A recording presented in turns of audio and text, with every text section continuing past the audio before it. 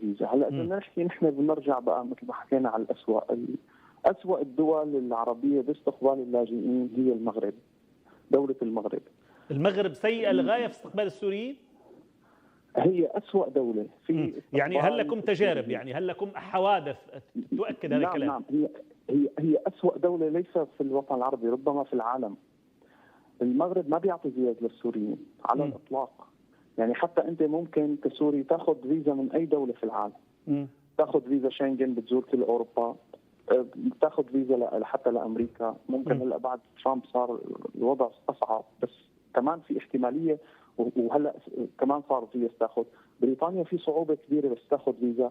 المغرب العربي ما بيعطي فيزا أبدا. طيب هل لديكم يعني هل وصلتكم بعض يعني التحليلات او الاخبار عن هذه الاسباب في التشدد؟ يعني لماذا المغرب متشدد لهذا الحد؟ هلا انا نفسي اجتني دعوتين على المغرب، وكان مفروض انه عم بحكي عن تجربه شخصيه يعني. وهذا امر معروف. انت اذا بتروح على السفاره بالمغرب بيقول لك نحن سوريا ما لها خانه عندنا، مسكره. يعني ما فينا نحط ونقدم ويجي الرفض، ما في تقديم اصلا. يعني هذا الامر مو موجود باي دوله بالعالم، انه اي دوله بالعالم بتقدم ممكن يتوافق وممكن لا. طيب ماذا بخصوص الجزائر؟ يعني اذا كان لديك علم، هل هي اقل حده، اقل تشدد؟ لا، الجزائر هي اقل حده بكثير. والجزائر ايضا من خلال تواصلنا وعلاقتنا، الجزائر التعامل مع السوريين من قبل الشعب الجزائري هو يعني غايه في الاحترام وغايه في النبل والاخلاقيه. ممكن النظام مختلف، ايضا في تشدد من ناحيه دخول السوريين، بس السوريين اللي اجوا قبل يعني وقاعدين اعطوهم معهم اقامات، واعطوهم اقامه بحيث انه هو بيحسن يسافر وبيحسن يرجع. والتعامل هو في احترام. ربما في بعض الصعوبات من ناحيه العمل، من ناحيه هاي الامور. طيب يعني بقي الدول الخليج سيد عبد الغني، هل لك ان تفصل لي من هي الدول الاقل تضييق من الاخرى فيما يتعلق بدول الخليج؟ اكان في الدخول او في العمل ايضا؟ بالنسبه لدول الخليج الامر يعني بيتفاوت بين دوله ودوله مثل ما اشرت حضرتك، لكن بشكل عام يعني تعتبر السعوديه من الدول اللي هي احتضنت عدد كبير من السوريين، ربما يصل العدد الى نصف مليون، طبعا بسبب المساحه وبسبب انه كان في سوريين قبل، وما زالت حتى الان السعوديه. يعني هناك ما يقارب نصف مليون سوري في السعوديه؟ نعم. هذا رقم يعد كبير، يعني لانه الحقيقه عاده تلام السعوديه من قبل البعض بانها لم تقدم الكثير للسوريين، ولكن هذا رقم معقول. نعم، لا هو انا اتكلم نصف مليون قبل وبعد. قبل الثوره وبعدها. قبل الثوره وبعد الثوره، لكن بعد الثوره هو ما لا يقل عن يعني تقريبا 100 الى 150 الف اجوا على السعوديه، وهو رقم ايضا مرتفع يعني يعتبر. ولكن السعوديه تفرض تاشيره الدخول على السوريين الان. نعم، هي تفرض تاشيره، ودول الخليج كلها تاشيره، لكن السعوديه هي متساهله، وايضا يعني هناك تساهل من قبل الامارات ايضا. هدول الدولتين حتى الان لساتهم بيعطوا للقرابه الدرجه الاولى للام والاب. بعض دول الخليج الاخرى ما بتعطي، او دول الخليج الباقيه ما بتعطي.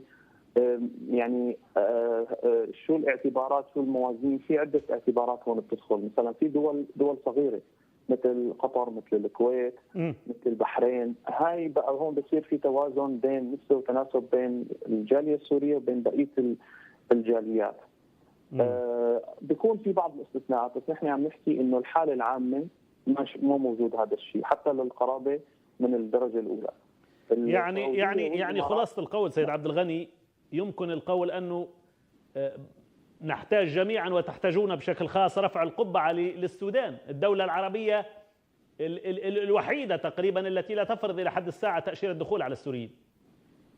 نعم، السودان في الحقيقه يعني السوريين، وايضا هي في احتمال كبير انه هي تعطي جنسيات ايضا الى السوريين اذا اقاموا وحققوا بعض الشروط، انه هي عم تعطيهم جنسيه. وهذا امر يعني كثير من خلال نحن متابعتنا وقراءاتنا وحتى احتكاكنا مع الناس يعني مقدر بشكل عالي جدا جدا من قبل المجتمع السوري، انه السودان بيحسن اي واحد سوري الان بيدخل عليها، وحتى فينه يقدم على الجامعات وفينه يدرس وفينه كل الامور. ما للاسف يعني بقيه الدول العربيه هي يعني اوصدت الابواب بشكل كبير جدا. هلا نحن ممكن ما كثير نلوم دول الطوق لانه هي صار عندها فائض كبير، وايضا المعونات اللي هي عم تندفع لها الامم المتحده بتاثر فيها وكذا، لكن لازم هذا الحمل السوري هو يتوزع على الدول العربيه.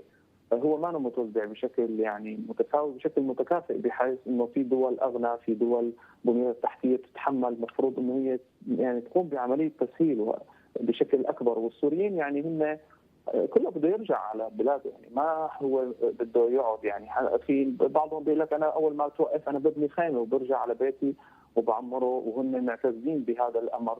وبالرغم يعني شوف السوريين حتى قبل الثوره، بالرغم من النظام التعليمي الوحشي اللي كان هو مكمل الافواه بشكل لا يمكن تخيله، كانوا بصعوبه يتركوا بلدهم ويروحوا يشتغلوا ببلاد اخرى باوروبا او ببلدان الخليج. كان هذا يعني امر ما كثير يعني شائع لدى السوريين.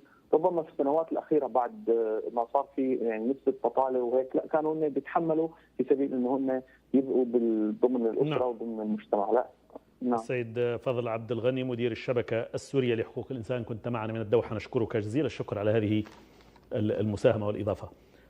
شكرا لك. اذكر مره اخرى ايضا بعنوان هذه الساعه: الجزائر والمغرب ازمه بسبب 54 لاجئ سوري.